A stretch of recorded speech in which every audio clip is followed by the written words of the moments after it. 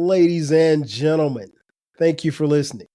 Thank you for downloading. And thank you for subscribing to the latest edition of the 12 Kyle podcast. I am your boy, 12 Kyle. Man, check this out.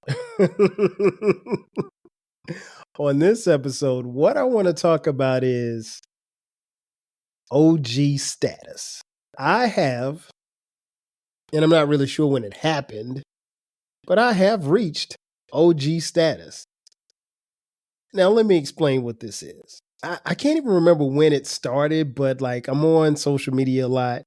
I remember one day I was on Twitter and, I'll be honest, there's a lot of younger people who follow me on Twitter. And it was one of the young homies. I think I was talking about hip hop or something like that. And they said, "Hey, man, I appreciate you, OG." And I was like, I looked around because I'm like, me? OG? Like, because here's the thing. An OG, in my term, and back in my day, was what you called, well, it was short for original gangster. And so it was with, so you associated OGs with, street culture, hustler culture, and of course, gang culture. And I'm none of those three. Definitely not street, definitely not culture, and definitely not, hustler, and definitely not a part of a gang. Shout out to the Bloods and the Crips. No problem with y'all. So yeah, it kind of took me by surprise, but what I found was that I was being called an OG in reverence because of my age and the fact that I kind of spewed a little wisdom or game, if you will, quote unquote game. Shout out to Uncle Dolomite and Too Much Game podcast. Make sure you check him out. That's my boy. He gives game every week. So yeah, for me, it was like, okay, I guess I'll be an OG. But at the time of this recording, I'm 51 years old, right? So what I did was at that particular time, and like I said, this may be about 4 or 5 years ago, I just really kind of learned to accept and appreciate the OG status. Because honestly, everybody doesn't reach OG status. And I've learned to embrace it. Now, there's some that will call me Unc, like short for uncle. And then there's some of the younger generation, they call you, when you're older, they call you old head. Like our middle son, Cameron, who's 21 at the time of this recording, he's in college. He calls me, he's like, "Dad, you're just an old head. You think like, you sound like those old heads." And I explained to him like, "Son, at some point in time, in the not so distant future, you will be an old head too." And, many years from now, when he's married and he has a child, a son, his son will call him an old head too, and I'll be a grandfather. So, it is what it is. But I've learned to embrace OG status. It's something that I don't take lightly because I feel like I do have some wisdom to give, younger people, and not just younger people, but just people in general. But yeah, just being called an OG, I thought was kind of cool. Like, because again, I'm not street, I'm not a hustler, I'm not a gangster. So like to be called an OG was pretty cool. But yeah, I've reached OG status. And I think, one of the things that you do when you reach OG status is that you take what you've been through and you take some of the things that you've learned and you pass them along to those who haven't gotten to that point yet. And I think you're actually doing people a disservice if you don't pass on the game to them, if you don't tell them like what it is that they're going to face. For me, my father and my uncles, they were my OGs, if you will. Well, not really OGs because they were old. They were older, but and even to this day, my dad and my uncle, they still pass on wisdom.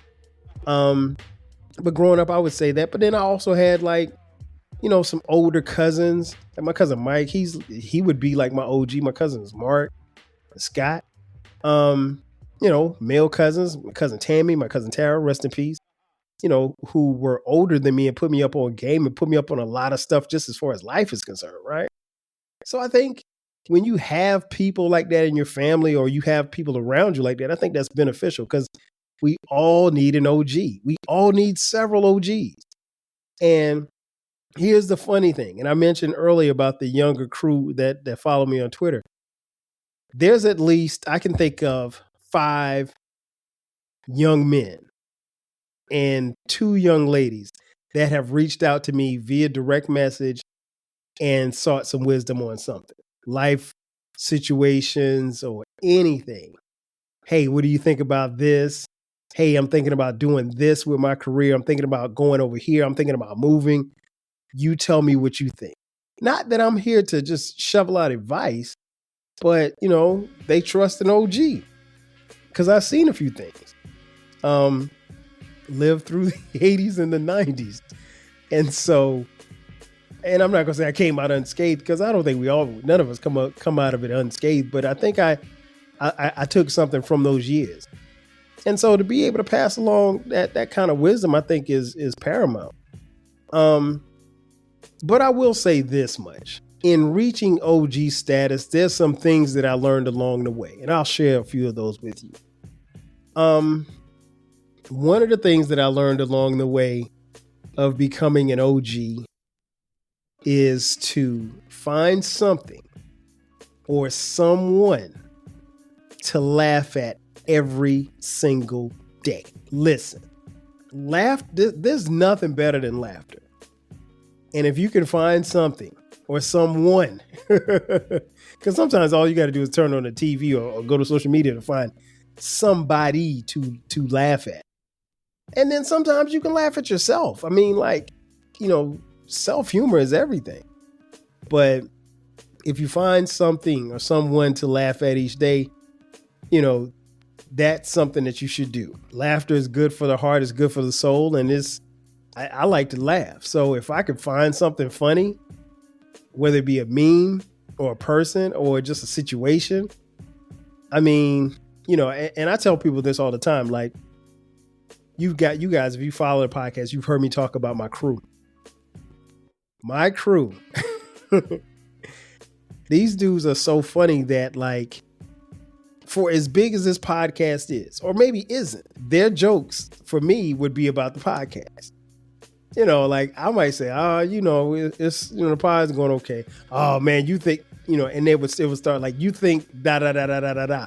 And it's always something funny and it's something that I can laugh at, even though I'm trying to downplay the success of the podcast. Like I have my crew of friends. I always say this, like, I could win $100 million lottery, right? And they would still have jokes for me about the time that I fell in the mall trying to impress a girl. Like, I mean, like, just because like you have done something, that doesn't mean anything. You still can be the butt of a joke. We've got running jokes for like 30 years. And that happens when you have, close friends. And I have, the crew is right there, the best of friends and everything like that. But those guys, especially and here's the funny thing, like we have a group chat, but we don't talk every day. We talk in the group chat every day, but we don't talk on the phone every day. And so during the pandemic, we said, okay, well, hey, we'll do a conference call at least once a month. And we've kind of slacked off on that. But when we do the conference call, man, we're on Zoom or whatever. And I literally have to take an aspirin before the call because I'm going to be laughing so hard till like that little thing in the back of your head starts hurting. Yeah, that type of laughter. And so I think when you can laugh like that, when you can have fun, when you can find something or someone to laugh at, I think you're doing fine. Another thing I've learned as an OG: never settle, never be content. Let me say that again: never settle, never be content. That is one thing you learn quickly as an OG because, like, you know the success that you've had, you've seen the success that you've had. But you don't settle for it. Like, no matter how good the job is, I'm not saying like if the job is good, you should be looking for another job. No, but also understand too that, the job, depending on how good it is, it should pay and it should your pay should commiserate with your talent. And if you're not being paid what you're worth, then hey, it's time to find something else. Or at least go to them and say, hey, I need more money. And so even in success, I don't think you should ever be willing to settle. Content is something that I kind of struggle with. And I'll be honest, because I don't ever like to get content, no matter how good things are. Like, things can be going well. And it's not like I'm expecting something bad to happen, because I don't. But it's just like, what? I just never want to get content, because when you get content, I think you get complacent. And who wants to be complacent? You know what I mean? Like, so it's just being content was one of those things as an OG. It eats at me. So I never want to be content. I never try to rest on my laurels. I feel like I still have something to prove every day, whether or not it be work, whether or not it be here at home, or it's out in the world. I got something to prove. And whatever it is I have to prove, I'm going to prove it to myself first. That's OG stuff right there. That's legendary OG stuff. Another thing I learned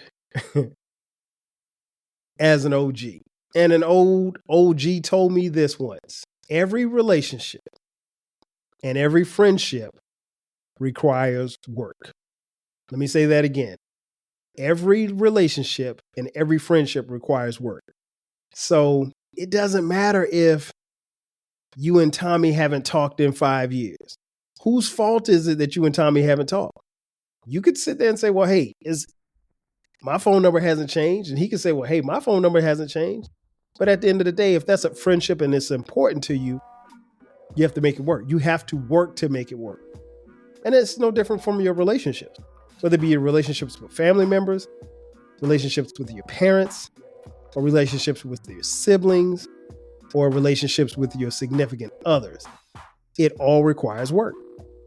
And I say that as a married man, but also I'm a married man that has friends and family members. And so, yeah, if you want those things to work, you got to work at it. And you have to put in the time and the effort. And of course, if you don't see somebody's putting in the effort that you're putting in, naturally you're going to fall back a little bit. I think that's only natural that someone will fall back. But at the same time, it takes two to tango. So I think if you show that you're putting forth the effort, then more often than not, the person that you want to make that better with will do the same. But now, if they're not willing to work, then it is what it is. And as an OG, I realized that a long time ago, like, relationships and friendships are work. It's not necessarily hard work, but it can be work, particularly if you're not willing to put in the time. So be willing to put in the time. Another thing I realized as an OG is that, like, particularly as a father, I'm not sure if you guys are parents, but for all my parents, you're Superman or Superwoman in your kids' eyes. Period, point blank, right? That never changes, no matter whether or not your parents are here on earth or in heaven above. They're always superheroes. Now, at some point in time, in your kids' eyes, your kids kind of realize that, kryptonite does exist and that you are a human being. But for the majority of their life, they view you as a superhero. And, it's important to keep that in mind because they're always watching. Always. Even when you think they're not watching, they're watching. They're watching and they're taking notes. And honestly, if we're being real, when it's time for them to become parents, they're probably going to be a lot like how you were. I mean, unless you were just a terrible person. But then again, they might be. If they grew up and they saw you drinking and abusing drugs, they just probably will do the same. If they saw you beating up your significant other, they'll probably do the same. If they saw you getting beat by your significant other, they'll probably do the same. Learn behavior. But keep in mind that, yeah, you're still Superman or Superwoman in your kids' eyes. And I think most people view their parents like that, even when they're no longer here. And they can be flawed, or they can be seen as flawed, or, having issues, but it's still Superman and Superwoman. So kind of got to treat it as such. You know what I'm saying? Those are just some of the few things I learned as being an OG. Ultimately, I think what I want to share with you guys too is recently, I had a friend, she asked me, she said, how has life changed after 50? Right? It was a great question. I hadn't even really thought about it, but I explained to her like a couple of things happen. One, you realize that at 50, you probably have more days behind you than you do in front of you. Now, again, I mentioned I'm 51, so I plan to be here another 50 years, right? So I'm teetering on that line, but I probably got as many days in front of me as I had behind me, but I don't know that. So the objective for me is to live life to the fullest every single day. Yeah, you're going to have ups and downs, but you got to live life to the fullest every day. But in turning 51, I realized that because I have almost as many days in behind me as I do in front of me, time is of the essence. I don't have time to waste time. None of us do, if we're being honest. We don't have time to waste time. And so when you develop that mindset, you're like, okay, whatever's got to get done, I'm going to get it done. Or whatever I don't have time for. And that could be people, that could be a person, that could be a job, it could be whatever. If I don't have time for it, I just don't. And it's just that simple. And you're very selective about where and what you invest your time and your energy into. Because I'm going to tell you something. Particularly after you reach 50, your energy is different. I'm not even going to lie, my energy is very different. Not necessarily bad or good, but it's just different. One of the other things I've learned as an OG at 50 or 51 now, one of the key things I've learned more to do is to say no. And when you're an OG, you don't have to justify why you got to say no. And it's funny because it's like, I remember I was chilling one day and the doorbell rang at the crib. And it was somebody selling something. And so I walked, I looked outside, saw who it was. And I was like, so I opened the door. He's like, hey, I was like, you the owner of the house? I was like, yeah. And he was like, well, I want to tell you about this. I was like, no. I mean, like, he didn't even get started. He's like, you're not interested? No. And I think because I said no, like, people are used to you trying to, particularly salespeople, they're used to you trying to kind of dance around. Well, let me think about it. Or, no. Let me not waste my time and let me not waste your time and your breath. No, I don't have to explain anything to you. I'm an OG. Now, if I was 25, I might have sat there and entertained him. If I was 30, I might have said, well, hey, that's pretty cool or whatever. No. I wasn't rude, but I'm an OG. OGs, you don't have to just, I mean, like, as someone who probably spent some time in their lifetime trying to please people to some degree, that stops when you become an OG. You realize, like, nah, I'm not here to, I mean, I want the people around me to be happy, right? I want the people around me to enjoy me and my company. But I'm not here to cater to others. That's not what I'm here. You're an OG. When you reach OG status, you don't move like that. You just don't. I'm not saying that you walk around telling everybody to kiss your ass, but at the same time, like, you're very, very selective as to what you do and who you do it with. But yeah, I told her that. I was like, look, I just, that's one thing I think. And another thing about reaching OG status is that, like, your level of focus is turned up a notch. So you're focused on whatever you're focused on. The focus is laser sharp. I mean, like, I can honestly say there's things that I'm focused on now way more so, and this podcast being one of them, way more so than I've ever been before in my life about any other thing. Or maybe, well, I won't say every other thing, but some things. And I think maybe that's partly because like you just think like, at 25, you got a bunch of time to get stuff done. No. I'm on the back 18 or the back 9, if you will. Nah, I don't know how much time I got. God willing, again, 51 more years here. But I don't know that. But I tell you what, I'm going to go and do everything that I want to do, how I want to do it, when I want to do it, where I want to do it, in that time frame, in my time, on my time, with the people that I want to do it with. And I think that's important.